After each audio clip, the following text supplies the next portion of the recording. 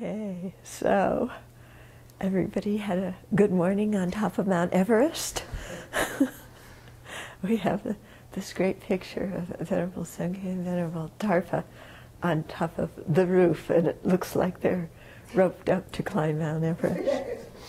So through this kind of situation we've been in, you know, the electricity going off last night, going off this morning, the urgency with removing the snow from the roof so that the roofs don't collapse and so on.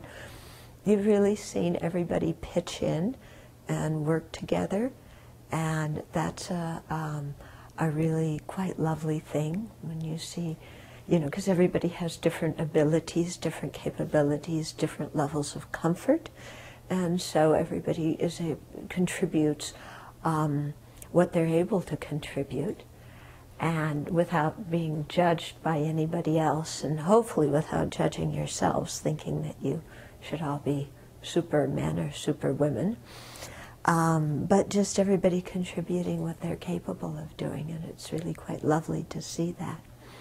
Sometimes I've noticed Westerners, you know, because we all read Milarepa's book of songs, you know, and we have this idea that Tibetan meditators, or that all Buddhist meditators, just go in the mountains and stay alone in a cave and don't talk to anybody and meditate 24/7 and come out enlightened after a few years, and that's all there is to it.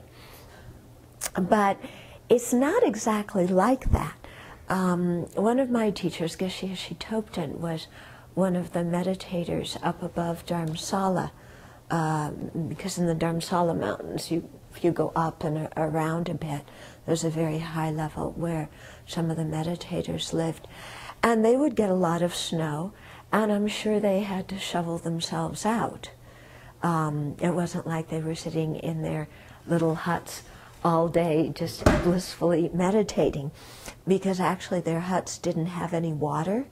So I'm sure they had to shovel themselves out of the snow and then take the clay jugs, not light plastic containers, but heavier clay jugs, and walk a distance to where the river was, or the stream, the mountain stream, and then get the water out of the stream and carry the water back, okay, through the snow. And I don't think they have boots like we did with and the clamps on the bottom and things like that.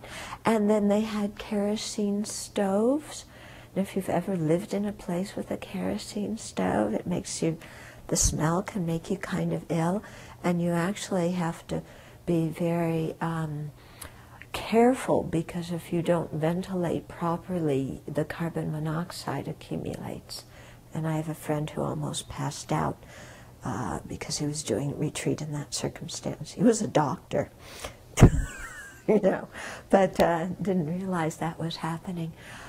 So, you know, I say this because sometimes we think on retreat, you know, everybody has the ideal circumstances and doesn't have to do anything, but that's not it, you know, at all. And like I said, the Tibetan meditators, actually, you were very well to do if you had a kerosene stove, because most of the stoves, at least the time when I was there up in the mountains, were like wood and wood chips and cow dung. Yeah, and so that was the normal level of stove. If you had a kerosene stove and a disciple who carried the kerosene up a couple of thousand feet to your hut, then you really had it good. Okay, so, you know, when you're meditating, when you're doing retreat, it's not an escape from ordinary life. It's not that everything's taken care of for you at these posh retreat centers and all you have to do is deal with your aching knees and your berserky mind. But, you know, you have to, it's ordinary life too, you know, you have to eat, you have to wash, you know. The meditators in Dharamsala didn't have a nice bathroom attached to their mud hut. There was a porta potty, and they didn't have a porta potty that got changed every week, you know, outside. There was just some hole or a couple of boards that they used. There wasn't a hot shower. Yeah, and so, you know, it's just regular life. And plus, you're doing your meditation practice, you know, but you have to do all the necessary things that keep you alive on a day-to-day basis. But the thing is that when you're doing retreat, you're doing those things, but trying to bring a different awareness to how you're doing your daily life actions. Okay? And that's the trick that makes retreat very special. Yeah, is that you have that different awareness, and you really bring the thought training practice to shoveling the snow and clearing the defilements off of sentient beings' minds, okay? And, you know, that can lead you into a whole meditation about what the defilements are, you know, and how in the world are you going to get them out of sentient beings' minds? How are you going to get them out of your own mind? Yeah, so that whole way of viewing the shoveling of the snow, or, you know, whatever we're doing, carrying the groceries from, you know, the barn up here, all the new way of doing that is the whole process of retreat. Yeah, because retreat doesn't mean living in a different environment. What you're retreating from in retreat is ignorance, anger, and attachment. Yeah, that's what you're retreating from. You're not retreating from life. You're not retreating from responsibility.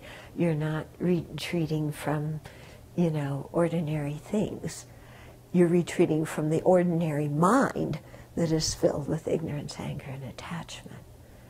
Okay? So that's what we are doing here as we're living our life in retreat together.